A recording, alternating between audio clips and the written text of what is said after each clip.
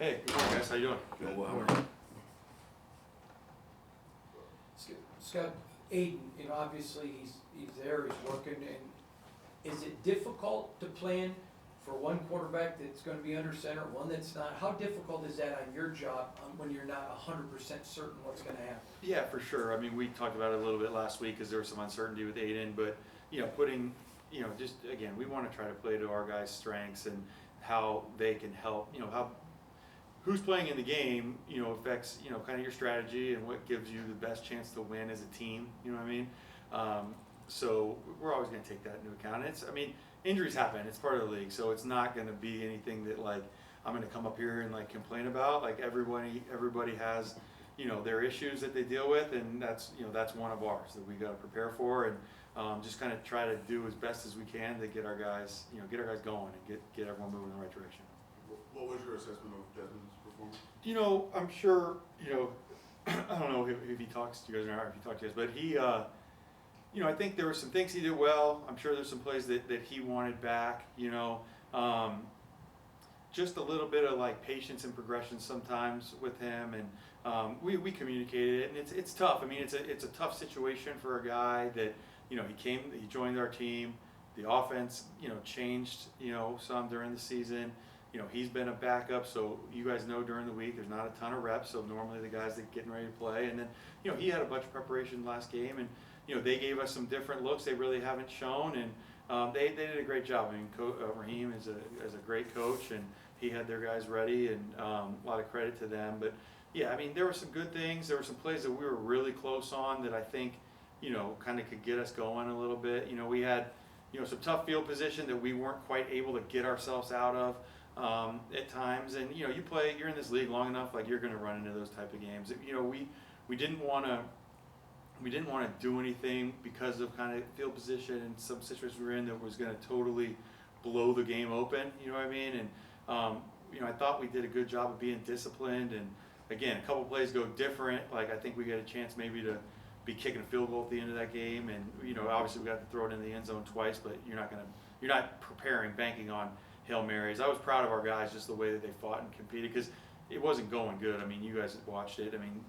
So they could have gone south quickly, but just a testament to our guys of fighting and giving us a chance late in the game. Scott, I know your focus is on the Raiders right now and these next 3 games, but your name did pop up with the University of North Carolina. Is there anything to that at all? Or? No, I no one has talked to me other than the people that saw it on TV. So I'm focused on the Raiders. I want to like owe it to these players really to just get them ready to go play and present themselves as best as they possibly can. These guys are busting their ass every week. I think you guys see that, and we haven't been able to get it done, but no, my focus is 100% here. I want these guys. I just want to go win and have those guys have the feeling, because they deserve it with how hard they work. Scott, with Desmond, does there at times to you appear that maybe he thinks too much rather than playing the game? Like there was one particular time it looked like he had somebody and he almost thought too long. I think that's the case with a lot of quarterbacks. But like you show them different looks in practice. You watch film, and then so you prepare, and he does an outstanding job of that. And it's not just Desmond, but like every play is different. So you got to still read what you see, and then kind of have. And that's what I was talking about, a little bit of just like patience through progressions and understanding that like it's not always going to go to this one player, and see what the defense gives you, and be able to kind of to read it out and trust your eyes, and it's a combination of like your preparation and then also what are you actually getting to. But again, he hasn't played in a long time, and again there were some good things, and it just it was unfortunate there was a couple plays that were really close that we weren't able to get made. With Sincere out for the rest of the year, what's like the approach going in with the run game? Yeah, Alex is back. We got Amir. We're still working through the rest of that stuff with the roster. Dylan have a chance, and we'll just those guys have stepped up when their numbers called. Amir freaking was unreal at the end of that game. And he's a veteran guy that we know we can count on. So we'll just roll through them, and guys are going to get opportunities. Did you think some of the late success was a result of maybe the way that they defended, or that you used, or Desmond found a rhythm? I think it's a combination of both. I think there's the clock is always an aspect. So like, they don't want to take an unnecessary risk and give up one play quickly. But so there was a couple deals where we got a couple completions, and then all of a sudden you get in a rhythm, and now all of a sudden it's like it's a real game again, and that's the deal with timeouts and 2-minute warning, and it's not about points, it's about possessions. We were only down 2 possessions, so we scored, and now we're down 1 possession, and obviously what happened, like we had a real shot to get that ball back, like with a real chance, and we did have a chance with 2, but it's just hard with no timeouts, but yeah, so there is a little bit of that. We went tempo, which I think that helped Desmond a little bit as well. But yeah, I think it's a combination. Coach, despite their record, they have a pretty solid defensive front with Josh Hines Allen and Trayvon and Armstead. When you look at that line, what's really difficult about them to block, and are you, welcome for the opportunity, especially with the young offensive line? Yeah, for sure. I mean, those are 3 first-round picks you're talking about. They play extremely hard. They're real powerful players that obviously can rush the passer. So we got to be ready for them. And then on defense, the linebackers are very active. They've had some guys in and out of the lineup with the secondary, but they're still, they're competing. I mean, they almost won this past week. I've told you guys this before, and I truly believe this. There's no bad teams in this league. Like, all these guys are professional athletes, and you got to prepare every single week and get yourself ready to go play. Or you can be humbled very quickly. You had mentioned the tempo, going up tempo.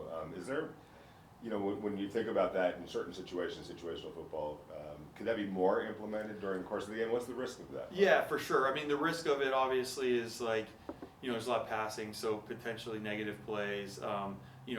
Not being on the field very much, so now you're putting a lot of pressure on your defense. That's really not how we wanted to play this past game. We would have liked to flip the field early, and then they're in the poor field position, but it just kind of didn't work out that way. But no, that's definitely something that we talked about, of getting into the regular flow of the game and kind of mixing it in. And I think like what we're talking about too, like you get in tempo late in the game. Also, like now the 4th down becomes an aspect. You're in 4 down instead of 3, so that leads to a little bit of success. We had some success on 4th down, so there's more to it than just snapping the ball quickly. When you're 2-12, Scott, but you've got 3 young, Jordan, DJ, JPJ, playing and getting better, can that be a benefit coming out of a bad season, though, for the future of the Raiders, the fact that those 3 young offensive linemen are growing? Yeah, for sure. I mean, you look at our whole team. I mean, our offense. Like, if you look at our starting offense, when Aiden's out there, 6 of our 11 starters are first and second year players. So these guys are competing. They're fighting. I feel like they're getting better. I told you, like, obviously we're not getting the results that we want on the scoreboard, but there's a lot of I talk to the guys, all the time, but saying like you can pull up our games and like there's plays being made, but it's just the emphasis on like finishing drives, finishing games. I mean, we finished this last game, we just didn't put ourselves in a good position, early. So playing a complete game, but like we got really 2 veterans on offense, and that's Colton and Cobes. Jacoby. The rest of the guys are, like I said, 2nd year guys, or even like 3rd year, maybe guys that have kind of bounced around. Now they're getting opportunities. But they're competing, and that's what, really as a coach, that's all you can ask for, and we just keep coaching them and keep trying to get them better. How challenging is it with the way teams are attacking Brock Bowers? How do you try and decipher that? Yeah, I mean, for sure. I mean, we came out this past game, we ran the ball a little more than we have been, so that took down some targets for him. Everyone, like, he's got a big bullseye on him. They're going to try to take him away. So I just got to do a better job of moving him around, trying to get some easy I mean, there's nothing easy in this league, but some less challenging catches, because he's so great with the ball in his hands. We just got to get him, because he breathes life into our team. Obviously, he's a great player. So, that's something that I got to just make sure I'm doing a better job of. We did a good job of it, and then these last couple games, teams have done a good job of kind of getting the quarterback off of him in the progressions. I talked to Brock yesterday about the rookie wall. Yeah. And he said he really hasn't hit it. Is he just a unicorn? Yeah, it's like, I think I talked to you guys about this before. Like, it's just about like his approach and he takes care of his body. He's one of the first guys in the building every day. Like, he's in the training room. Like, he's so competitive. Obviously you see that on game day, but he's competitive about making sure like he's in the training room as much as possible to make sure he's as healthy as he can be. He studies. So like, I don't, like, he just loves football. Like, I mean, a lot of guys love football, but like, he loves football, and so he's going to do everything he can to be ready. And obviously he's incredibly talented and he's a great athlete, so that helps. But no, there's no wall. All right, thanks, Coach. Okay, thank you guys. Thanks, guys.